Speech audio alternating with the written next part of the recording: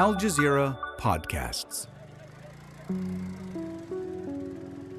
I'm David Enders, and this is The Taeq.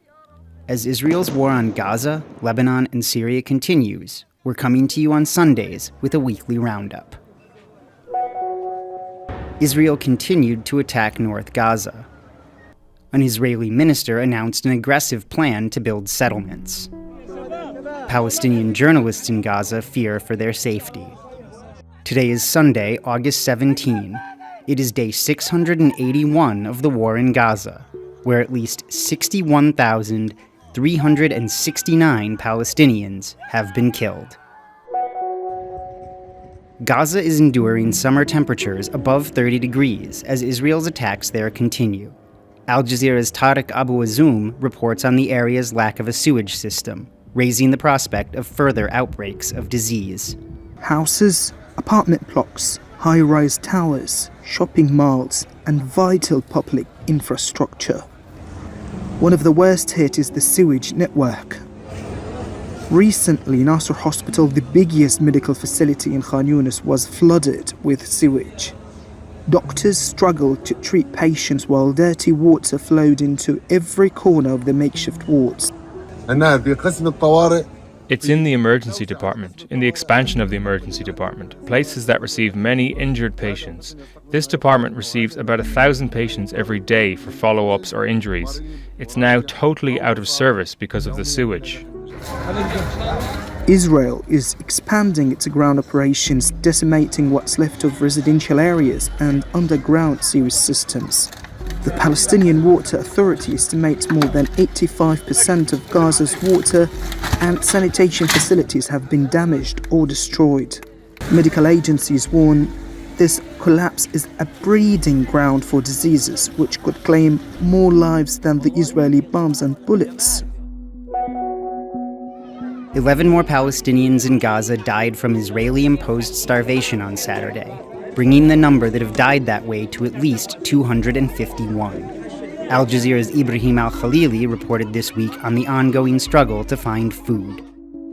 The trucks are coming from every direction, but people, due to the basic necessities and trickle amount of food coming in, they just don't get the sufficient amount of food they wish for. We were in the Kim area in northern Gaza. There was gunfire all around. We didn't know what was happening. People were dying in front of us, bullets flying between our legs. We couldn't do anything. We got here to get a bite to eat, but we can barely make it. We are exhausted. We are dying.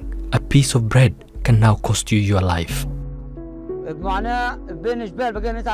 Our suffering is like war between hills. We were crawling on our stomachs, bullets flying between our legs, with the wounded and the dead all around.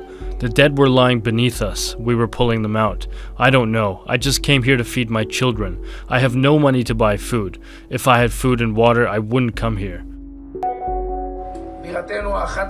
On Thursday, Israeli Finance Minister Bezalel Smotrich announced a settlement building plan that would, in his words, bury the idea of a Palestinian state and cut the occupied West Bank off from occupied East Jerusalem. Al Jazeera's Hamdah Salhut explained the plan, which is not new. Well, this is a project that's actually been in the works since the 90s. You're talking about more than 30 years of this plan to take Palestinian land and transform it into illegal settlements. But the main problem here with this E1 plan is that it would completely cut off the occupied West Bank to occupied East Jerusalem. Essentially, what rights groups are saying, destroying all territorial continuity that would lead to a future Palestinian state. But what this government has said is that they want to do everything in their power to block the establishment of a Palestinian state, to continue pushing forward illegal settlements. And this plan in particular is now being expedited. After Israel's targeted killing of 4 Al Jazeera employees in Gaza last week, journalists there say they will keep working despite the threats. Al Jazeera's Hani Mahmoud spoke to some of them about their fears. In Gaza, the camera does not just capture the story, it becomes part of it. Palestinian journalists move between the ruins of bombed homes, hospitals under siege, and streets where missiles could strike at any moment. Every assignment is accompanied by the same unspoken question: will they make it back alive? As a journalist, you live in conditions that are more difficult than the mind can imagine. You live in a tent. You drink water that's not good enough for drinking. You eat unhealthy food. I now recognise that our conditions in which we all, as journalists, are confused. There's a part of our lives that's been ruined and gone too far away. In Gaza, the journalism profession comes at a price. Press vest and helmet, once considered a shield, now feels like a target. And that's the take for Sunday, August 17. Please join us again tomorrow.